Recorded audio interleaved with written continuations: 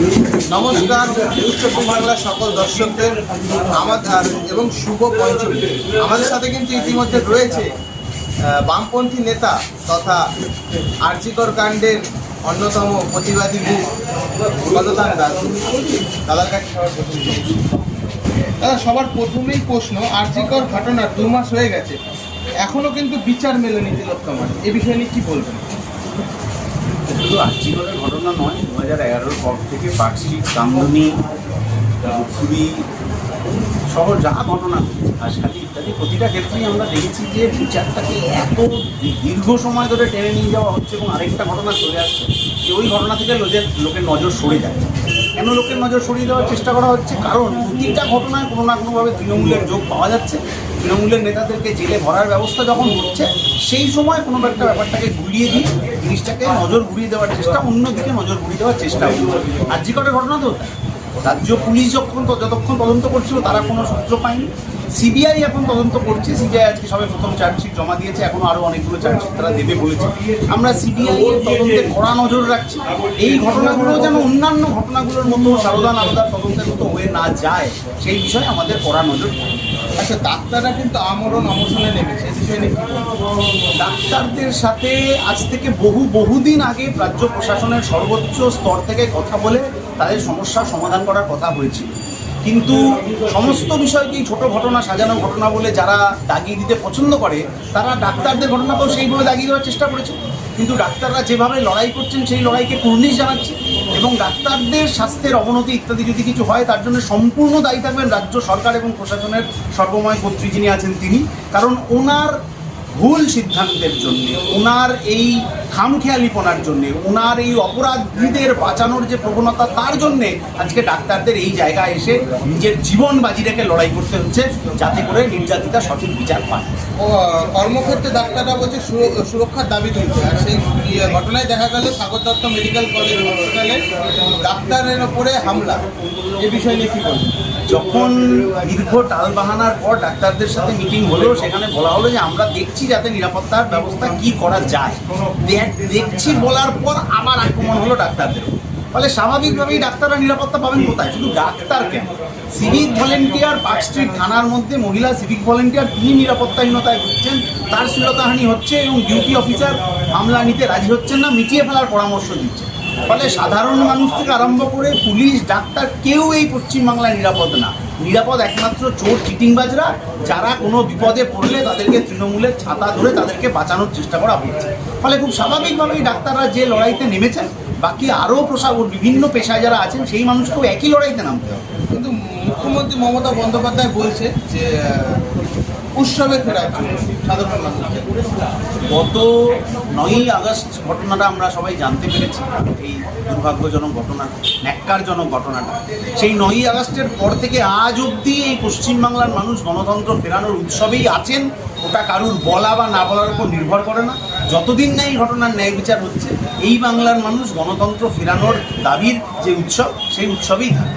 দেখা যাচ্ছে যে এত বড় একটা ঘটনা ঘটে গেল, তারপরেও কলকাতায় 16 বছরের একটা নাবালিকাকে ধর্ষণ এবং কুলতলিতেও কিন্তু একটি 10 বছরের নাবালিকাকে ধর্ষণ করে খুন করা হয়েছে। দর্শকরা ভয় পাবেন কি করে? প্রতিটা ধর্ষণের ঘটনার সময় যদি দেখা যায় যে সেখানে তৃণমূলের নেতা যারা আছে তারা তাদেরকে বাঁচানোর চেষ্টা করছে। আরজিকরের ঘটনায় দেখুন, পার্কস্ট্রিটের ঘটনায় দেখুন, হাসখালি দেখুন, জয়নগর দেখুন, যেখানে যা ঘটনা ঘটছে রাজ্যের শাসক দলের পক্ষ থেকে তাদের বাঁচানোর চেষ্টা করা হচ্ছে। আর শুধু রাজ্যের শাসক দল, এই বিজেপির যে অভিভাবক আছে আরএসএস, সেই আরএসএস প্রধান মোহন ভাগবত বলেছেন যে আরজিকরের ঘটনায় রাজ্য সরকার যা পদক্ষেপ নেবে আমরা তার সমর্থন করছি। ফলে খুব স্বভাবতই বিজেপি 2 পা এগিয়ে আবার তাকে 4 পা পিছনে যেতে হচ্ছে। কিন্তু এই পশ্চিমবাংলার সাধারণ মানুষের কিন্তু আর ফেরার কোনো রাস্তা নেই। তারা যে রাস্তায় নেমে পড়েছেন, একেবারে রাস্তার শেষে গিয়ে চোর চিটিংবাজদের জেলে ভরে এই বাংলায় গণতন্ত্র ফেরাতে হবে, এই দাবিতেই আজকে পশ্চিমবাংলার মানুষ আছে। যা আইন পশ্চিমবাংলায় আছে, ভারতবর্ষে আছে, সেইটা যদি সঠিকভাবে তার বিচার করা যায়, তবে অবশ্যই অপরাধীরা ভয় পাবে। কিন্তু কোনো একটা রাজ্যের সরকার বিলকিস বানুর নির্যাতনকারীদের যদি বিজেপির নেতারা গলায় মালা পরিয়ে বরণ করে নিয়ে আসে, হাথরস, উন্নাও, কাঠুয়াতে যদি বিজেপির নেতারা ধর্ষকদের আড়াল করার চেষ্টা করে, একই ঘটনা পশ্চিমবাংলায় তৃণমূলও করছে। ফলে যা আইন আছে, যা বিচার ব্যবস্থা আছে, তাকে প্রয়োগ করতে হবে। এবং সবচেয়ে বড় ওষুধ হচ্ছে জনগণের আন্দোলন। যেভাবে রাত দখল, ভোর দখল ইত্যাদির মধ্যে দিয়ে মানুষ নিজের প্রতিবাদ ধ্বনিত করেছেন, তাতেই তো সরকারের নেতাদের মাতব্বরদের নার্ভ ঘেটে গেছে। কিন্তু আজকে দেখা গেছে পটাশপুরেও কিন্তু ধর্ষণ হয়েছে, কিন্তু গ্রামবাসীরা কিন্তু ধর্ষককে পিটিয়ে মেরেছে। তাহলে কি আইনের ওপরে ভরসা উঠে গেছে সাধারণ মানুষদের? আইনের ওপর ভরসা রাখার মতো ঘটনা যদি আমার রাজ্যের প্রশাসন করতে পারে, তাহলে তো সেটা উঠে যাবে। যখন আরজি করে ওই ঘটনাটা জানতে পেরে আমরা গেলাম, তখন মহিলা কর্মীদেরকে, মহিলা আন্দোলনকারীদের পুরুষ পুলিশ দিয়ে ধাক্কা মেরে সরিয়ে দেওয়া হয়। এর আগেও আমরা আনিস খানের ঘটনা দেখেছি, পুরুষ পুলিশ মহিলা আন্দোলনকারীদের মেরে পিটে একসা করছে। এইটা করলে তো আর ভরসা বাড়ে না।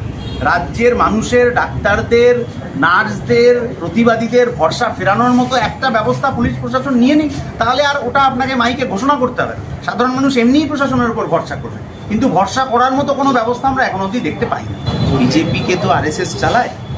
আরএসএসের মতাদর্শ হচ্ছে মহিলাদের সবসময় ঘরের ভেতর ফেলে দিতে হবে। এই যে সময়ের সাথে সাথে মহিলারা এগোবেন, প্লেন চালাবেন, চাঁদে যাবেন, চাকরি করবেন, সমস্ত ধরনের সেই কাজ করবেন যা পুরুষেরা করে, এটাই তো প্রগতি, এটাই অগ্রগতি। আরএসএস সেটা চায় না। ফলে ওরা চায়, ওদের মতাদর্শ হচ্ছে মহিলারা ঘরে থাকবেন, সন্তান উৎপাদন করবেন আর রান্না করবেন। ফলে আরএসএস গোটা দেশে এই মতাদর্শই চালানোর চেষ্টা করছে। মুখে বিজেপি বিরোধিতার কথা বললেও আমার রাজ্যের তৃণমূলের সরকার একই ঘটনা ঘটাচ্ছে। কারণ আমার রাজ্যের মুখ্যমন্ত্রী বলেছেন যে প্রয়োজনে আমরা রাত্রিবেলা মেয়েদেরকে কম কাজ করতে বলি। এটা তো কোনো কাজের কথা নয়। তাহলে যে আরএসএসের ভাবনায় বিজেপি এবং তৃণমূল দুটো রাজনৈতিক দলই চলে, তাদেরকে রিপ্লেস না করতে পারলে এই পশ্চিমবাংলা, এই ভারতবর্ষ শুধু মহিলা না, মহিলা, পুরুষ, চাকরি প্রার্থী, নির্যাতিতা, নার্স, সাধারণ মানুষ, রিক্সা শ্রমিক, গিরিবাঁধেন যিনি, তাদের কারোর জন্যই সুরক্ষিত থাকে।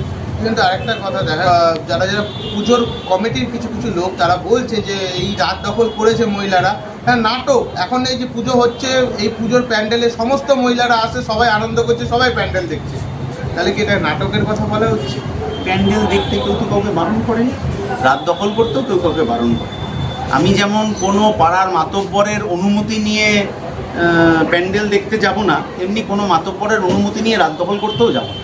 আমার বা আমাদের মতো আরও হাজার হাজার লাখো লাখো মানুষ মনে করেছিলেন রাত দখল করতে হবে, সেটা তারা করেছিল। আবার উৎসবে যদি কেউ মনে করেন যে আমি উৎসবে যাব, তাহলে তিনি উৎসবে যেতে পারেন। এই যে আরজি করের যে নির্যাতিতার বাড়িতে এই উৎসব হতো, সেই উৎসবের দিনগুলো স্মরণ করে তার বাবা মা কাল থেকে হচ্ছে যে অবস্থানে বসছেন ওখানে পুজোর এই কটা দিন। তাহলে যারা যারা মনে করবেন যে এই বাবা মার পাশে গিয়ে তারা সংহতি জানাবেন, তারা জানাবেন, কোনো অসুবিধা নেই। আমরা পশ্চিমবাংলার মানুষ একটা স্পষ্ট কথা বলতে চাই যে কোনো বিষয়ে আমরা কোনো ফতোয়ার কাছে মাথা নত করব না। বাংলার মানুষ যেটা ঠিক করবেন, জনগণ যেটা ঠিক করবেন, সেইভাবেই বাংলা আগামী দিনে চলবে। রাজ্য সরকারের কি টনক নড়েছে? আসলে ডাক্তাররা তো পদত্যাগ করছে তারা। রাজ্য সরকারের টনক নড়েছে মানে রাজ্য সরকারের পায়ের তলার মাটিটা নড়ে গেছে। এবার টনকটা অনেক দিনই নড়েছে, কিন্তু উনি হচ্ছেন ভাঙবো তবু মচকাবো না, এই একটা পদ্ধতিতে আছেন। গণতান্ত্রিক উপায়ে যত রকমভাবে এই ঔদ্ধত্যকে ভেঙে গুড়িয়ে দিতে হয়, পশ্চিমবাংলার মানুষ সেই কাজ করছে। শুনলেন তিনি কি বললেন। আপনারা দেখতে থাকুন, সঙ্গে থাকুন নিউজ 24 বাংলা।